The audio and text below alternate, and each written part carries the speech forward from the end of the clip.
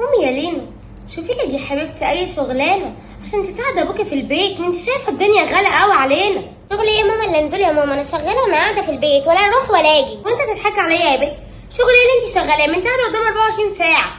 افهمك يا ماما، في تطبيق نازل جديد اسمه بيك ميديا، كل ما بتفرج على الفيديوهات وبشاهدها باخد عليها فلوس.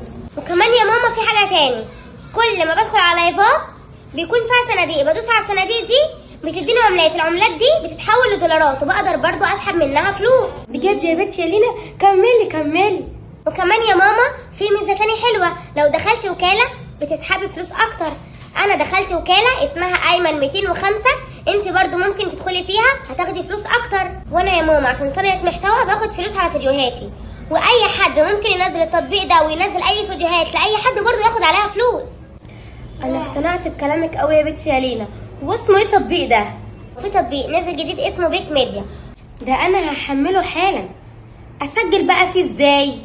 هتدوس على الواتس هيقولك قولي رقم الواتس، هتكتبي رقم الواتس هيجيلك رساله وهتدخليها. وبعدين؟ وكمان يا ماما في حاجه تاني، في حاجه اسمها كود الاحاله، هتدخلي عليها هتدخلي الرمز عشان انت تكسبي فلوس وانا برضو اكسب فلوس. طب انا بقى دلوقتي اشتغلت وعملت فلوس، اسحبها ازاي؟ دي بقى يا ماما احلى ميزه فيه، ان كل حاجه بتكسبيها بتتحولك على فودافون كاش. بجد؟ ده السحب طلع سهل خالص. وكمان يا ماما كل ما بتكملي 15 دولار بتقدري تسحبيهم. وبعدين؟ كملي كملي.